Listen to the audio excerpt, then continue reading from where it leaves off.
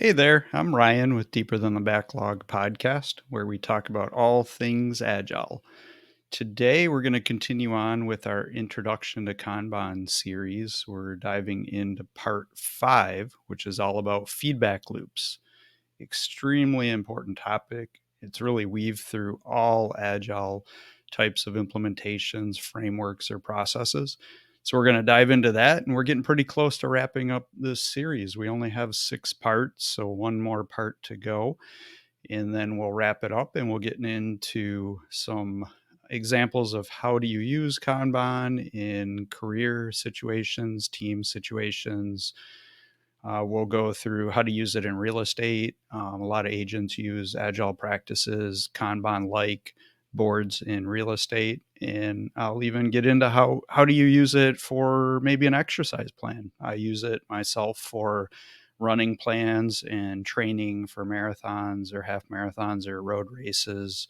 If you're a triathlete, swimmer, you have some big event coming up, it's a great way to visualize and see what your plan is, where you're at, and also be a little bit agile in how you execute your plan. So we'll go into some of those fun topics after we complete the series. But today we're going to talk about feedback loops. And just to reiterate on the previous 4 parts, the first part was on visualizing our workflow, putting together a Kanban board. How do you define stages in the swim lanes? So go listen to that podcast or take a look at it out on our YouTube channel at Deeper Than the Backlog. Part 2 was on WIP limits, WIP, which is work in progress. And it's a way to really improve your flow and figure out how to set kind of gates on your stages so that you're not getting work backed up, and you're really forcing the mindset of complete something before moving on to the next piece of work.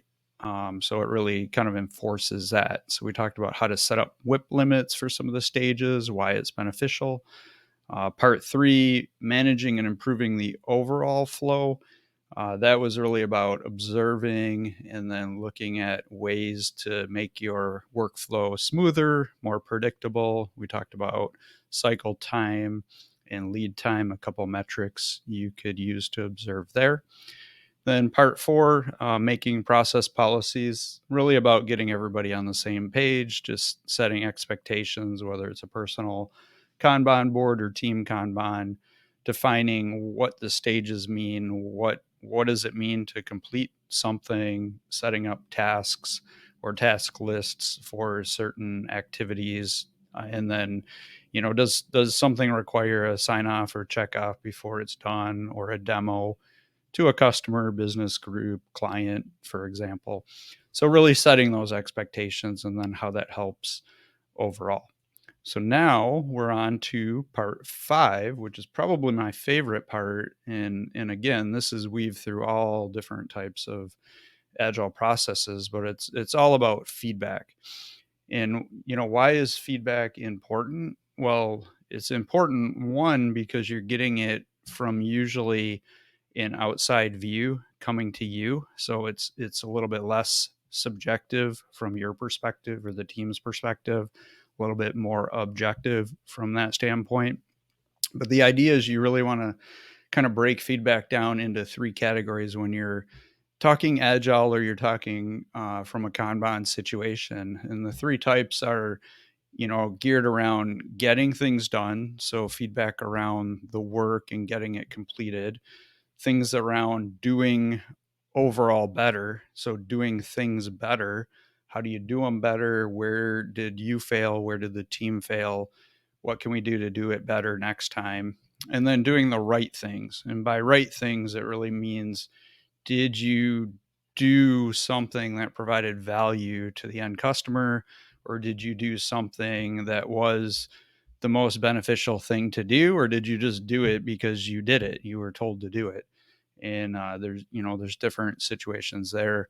We explained, I think, in a previous podcast episode about doing things because you're told to do them and not understanding why you're doing something, or even if there is value, is a pretty big red flag in agile mainly because either who's asking you to do it or, you doing the work are not understanding the value being provided. And if there is no value being provided in the agile world, agile frameworks, that's considered waste, meaning it's getting in your way or the team's way or the business's way of faster success. So you want to try to avoid things like that, and addressing those from a feedback standpoint, doing the right things, and how do we focus on keeping and continuing to do the right things. So if you bucket those into those type of categories, what you really want to do is observe the flow of work in your Kanban board. You want to have those discussions with your team, or if it's a personal Kanban board, yourself. And typically you want to do that on a weekly, minimum a weekly cadence. So you want to sit down, you want to take a look at the Kanban board and just observe and take some notes.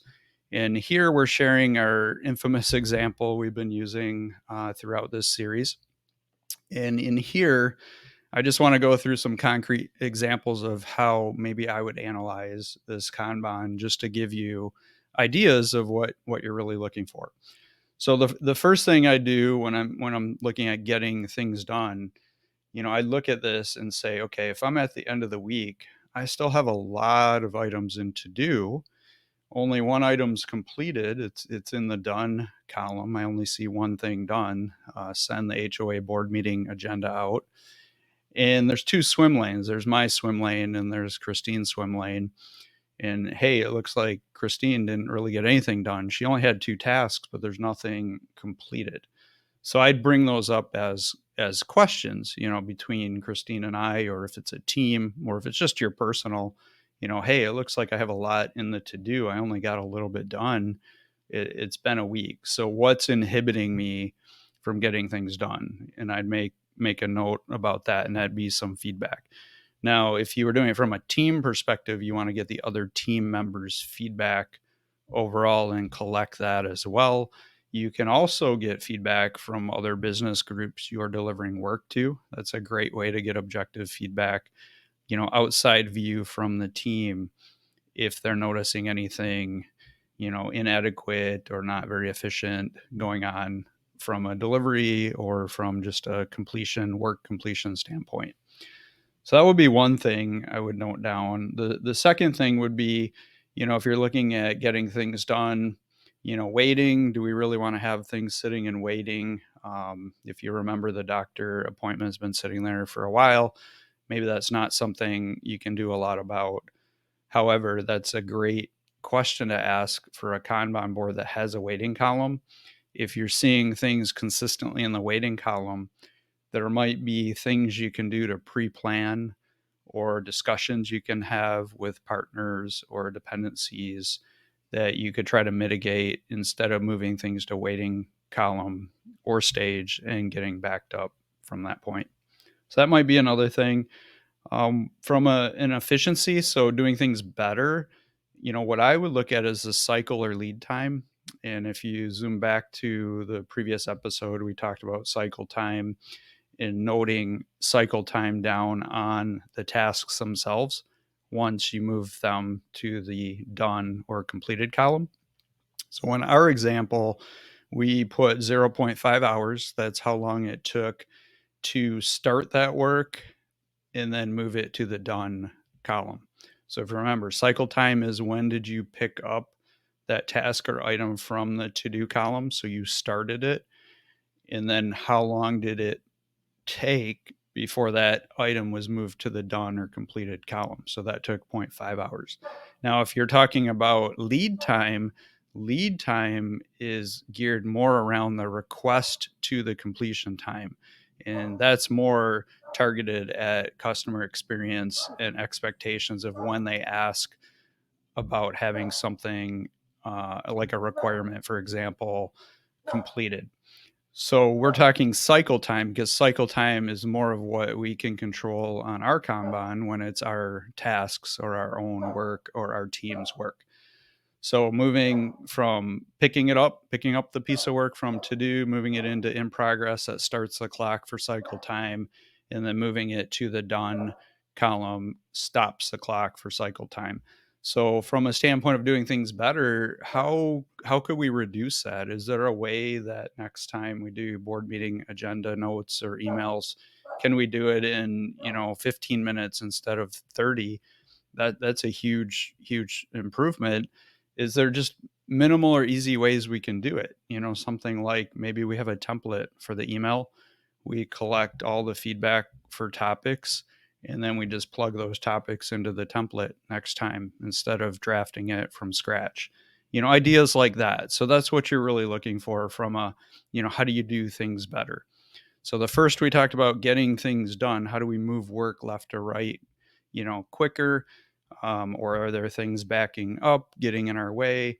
We talked about looking at the waiting column. We talked about, swim lanes that are not seeing a lot of work in the done column at the end of the week, addressing a couple of things like that, doing things better. So that's number two. You look at cycle time. You can also look at the tasks themselves. You might look at the in progress and see the cut lawn task has a bunch of subtasks, or let's not call them subtasks, but let's call them a checklist or a checklist item, which was what we talked about previously when we talked about making process policies and the definition of done.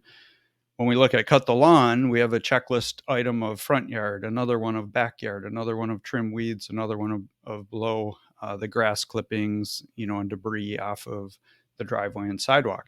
Is there a way to better articulate that work or break that up? Maybe we break up the cut lawn into cut lawn task, front yard, backyard, and then we have a secondary task that's trim the weeds and blow the grass clippings.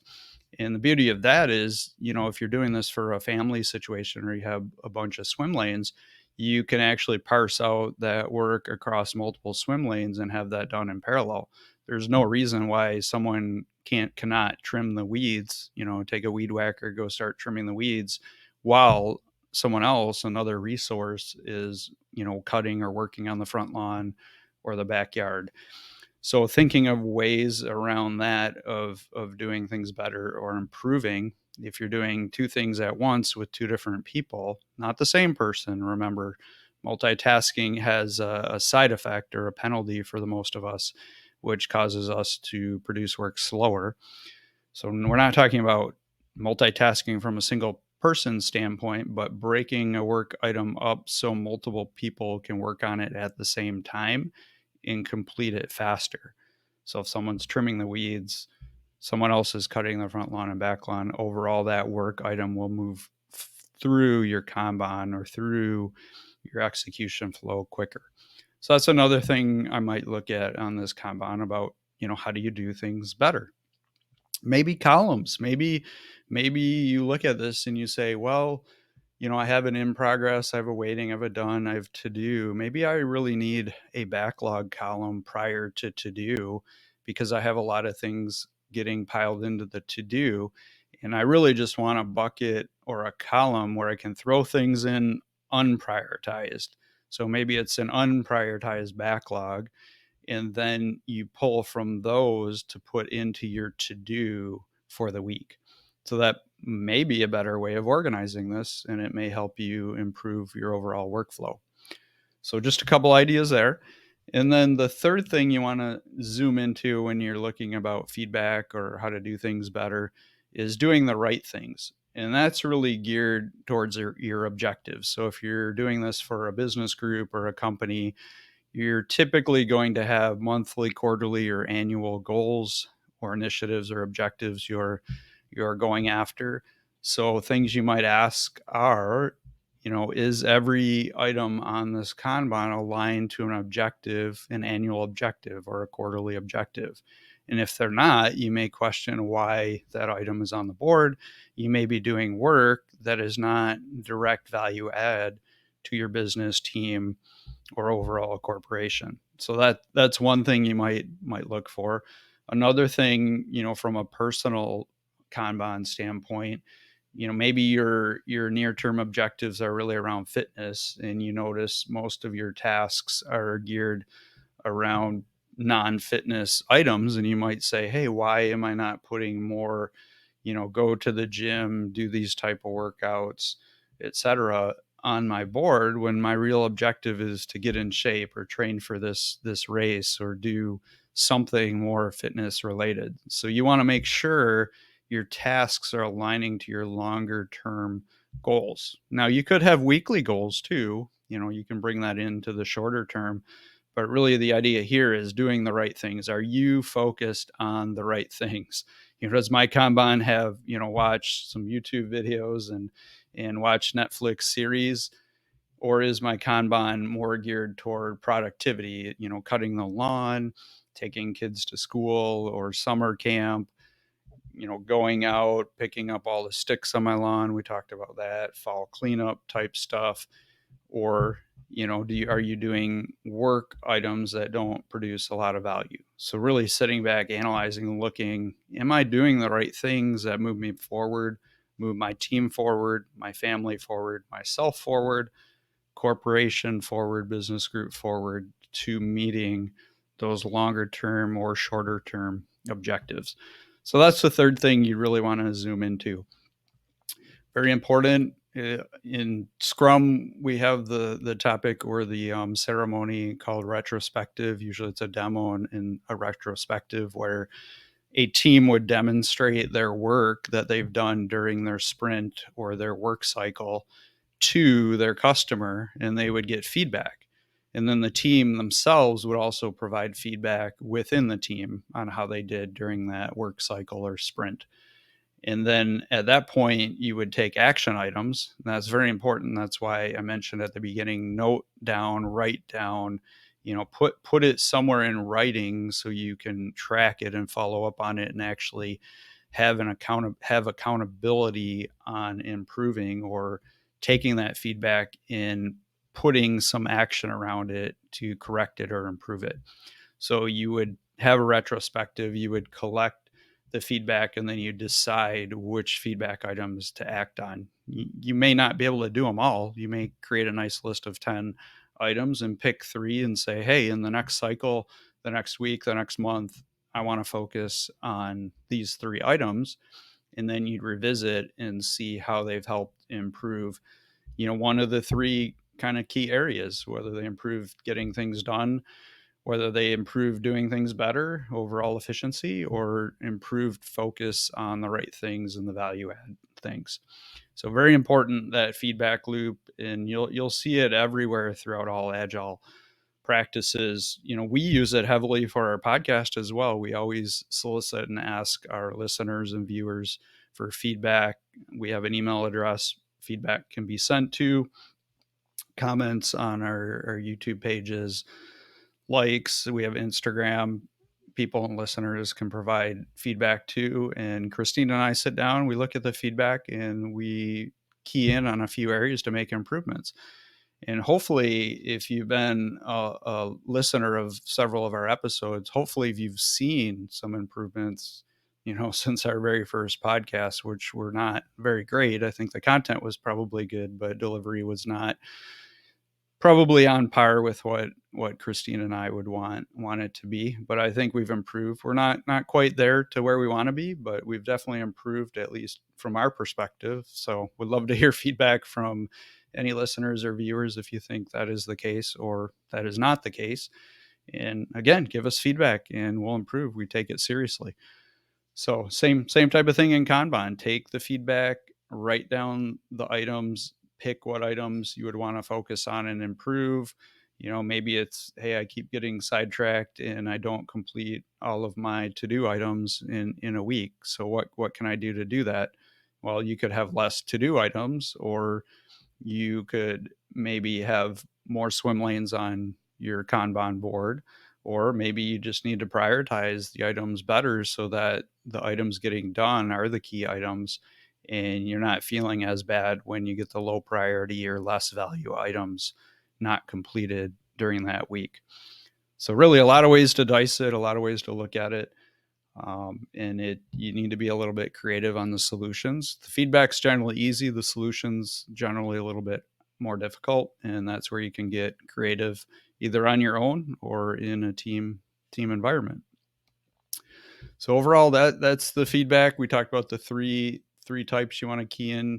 Talked about some things you can look at. Really, cycle time is a great one to look at, as far as, looking at a metric and then saying, hey, how do I improve this? That one's a pretty straightforward one. But overall, how do you fine tune and make your Kanban better, make your workflow better, and make sure you're focusing on the right activities? So that's it for feedback loops and how to implement a few of them in your Kanban situation. Next week, we're going to talk about part 6. Well, it may not be next week, but we'll publish it in a week or two. Part 6, and it's about improve collaboratively and then evolving experimentally. So how do we improve collaboratively, evolve experimentally, and that's really evolve the Kanban board, the Kanban workflow experimentally. So tune in to find out what that is all about on the next episode, our part 6, which is our final episode of our Introduction to Kanban series. We'll post these up on our YouTube channel so you can watch the video if you prefer the visual. We will also have it on your favorite podcast platform so you can listen to it there. And so look for that coming out soon. We have a lot coming up down the road. We have guests talking about their agile implementation experiences and some of their learnings, and what worked for them, what didn't. So I think that we got a few great episodes on that coming up. So look for those.